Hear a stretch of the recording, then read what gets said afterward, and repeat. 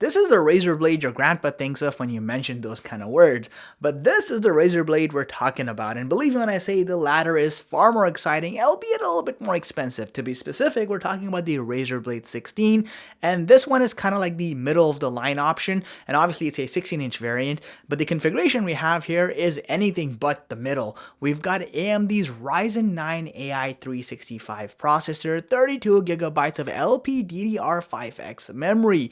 We also do get NVIDIA's RTX 5080 GPU, and we get a 1TB SSD. Furthermore, we do have a Wi-Fi 7 and Bluetooth version 5.4, and yes, we do get a 16-inch OLED panel here. Now, like I said, the Blade 16 is kind of like the middle size option, so you've got a 14-inch variant and a larger 18-inch variant with different specifications, but this one is often the most popular choice for its perfect balance, and the Razer Blade has kind of set itself apart from a lot of the competition despite there being a ton of 16-inch laptops. I'm going to see exactly what makes this machine so cool and everything you should be aware of, so let's get started.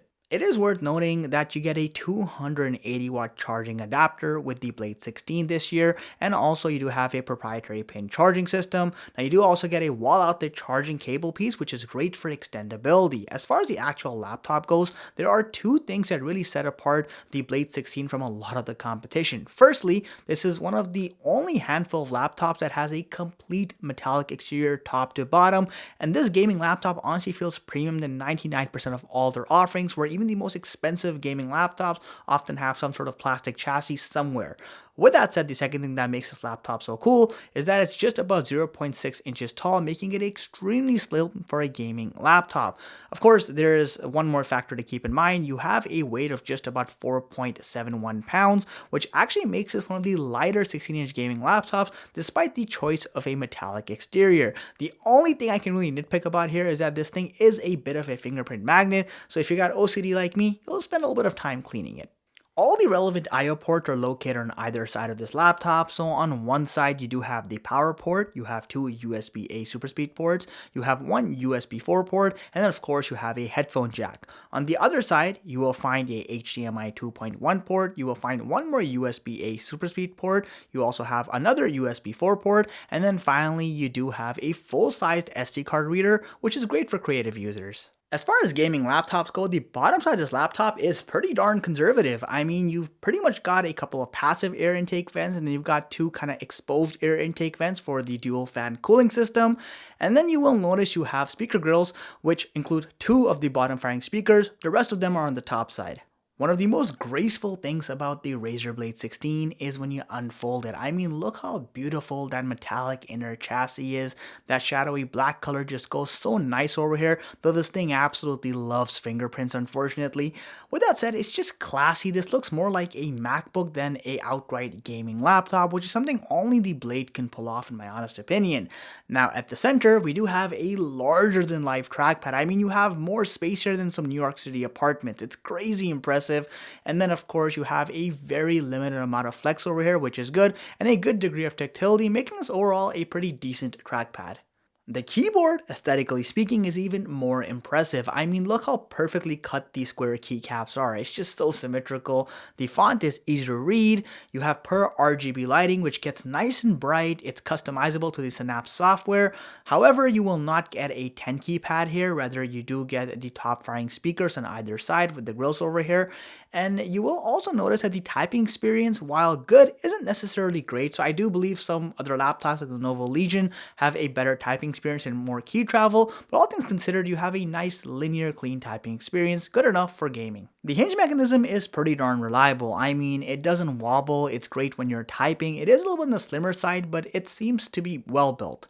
Now, you do have an encasing around the actual display. It would have been nice if you had a flush glass surface, but this is actually relatively thin, so the chin is barely noticeable, nothing too dramatic. The side bezels are nice, narrow, and immersive, and you have a clean forehead at the top, at the center of which you have an IR-equipped Full HD webcam, which is actually one of the better ones I've seen on a gaming laptop in general.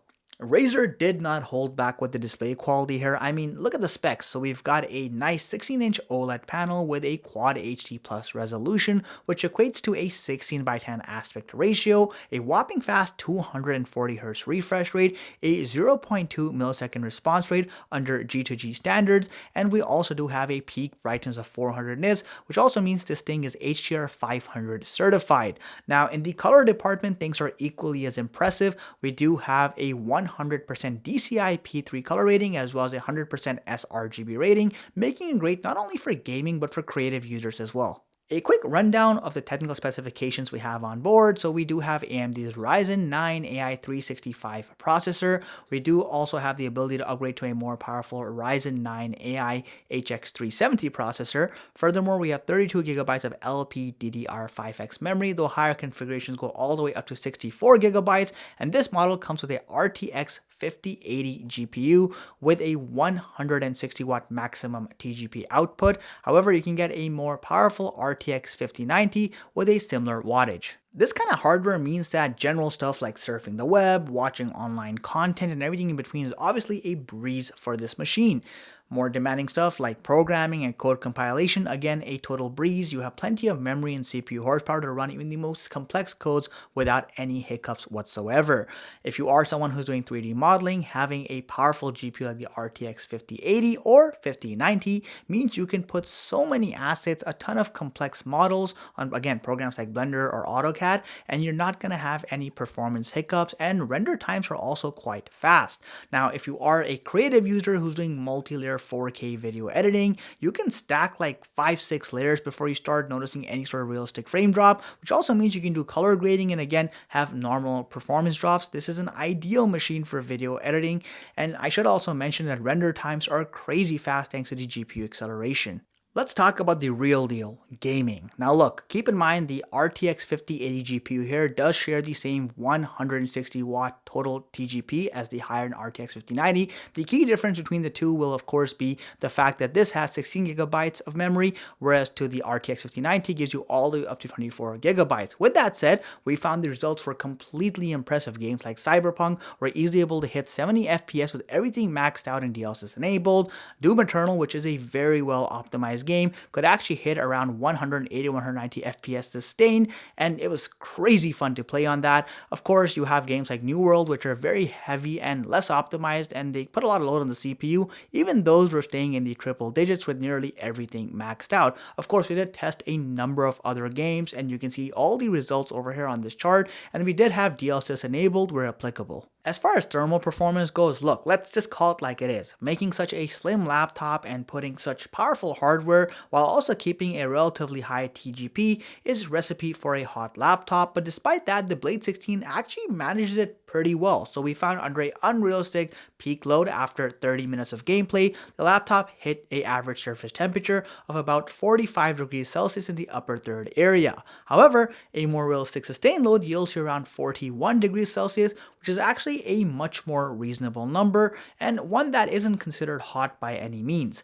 Now, as far as fan noise is concerned, keep in mind you do have a dual fan setup, and while you do have a vapor chamber that of course helps a ton, fan noise levels can reach around 65 decibels under peak loads, but I found as soon as you turn off the application that's actually using a lot of load, the fan levels quickly come down to more reasonable numbers. For those of you who are serious about your self-upgradability options, I've got good news and I've got bad news. So we'll start off with the grimy news, which is, well, this laptop does use LPDDR5X memory, which means it's soldered, so you cannot upgrade your RAM, so make sure you get the right quantity from the get-go, though 32 gigabytes is generally pretty good for most modern AAA titles.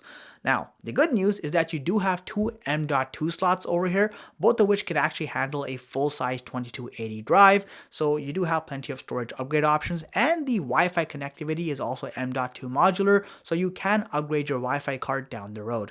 Now, Razer does give us a 90 watt-hour battery with the Blade 16, which is standard across all the configurations, and while you can put a large number on a specific benchmark, the fact is a general productivity real-world use case will yield you right around 4.5 hours of runtime, and if you are gaming, plug it in. Gaming laptops, despite their portability, are at their best when they're plugged in rather than using the battery to game. Otherwise, you'll be lucky if you're able to get a little over an hour. Now, the speaker system here is so darn good. I mean, seriously, you have a total of 6 speakers, and not only is it loud, you have a good amount of bass, there's a good amount of depth to this laptop. It is a fantastic speaker system. Have a listen.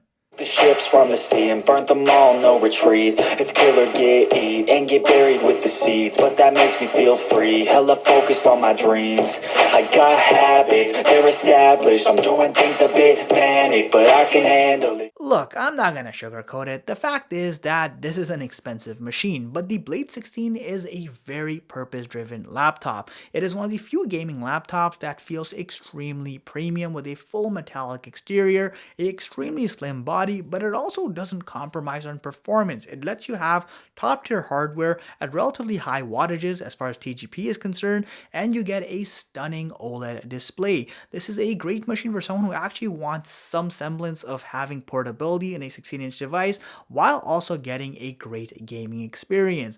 Now, thermals are a little bit on the warmer side, but that is a compromise you make with a slimmer device. However, despite that, I wouldn't say that this is a hot laptop or there's any noticeable problems, and through all the updates this laptop's gone through, it really is in its most optimized state right now, so it is a machine I can wholeheartedly recommend. Of course, it'll be ideal to watch out for sales that happen throughout the year on various websites, but generally speaking, the Blade 16 is a solid machine and one of Razer's finest works yet. If you want to learn more about it, I will have links in the video description below where you can also purchase it. And if you have any questions, make sure you shoot them in the comment section. I'll do my best to get to you. And as always, guys, if you enjoyed the content, make sure you hit that like button and subscribe to our channel. It means the world to me, allows me to put bread on the table.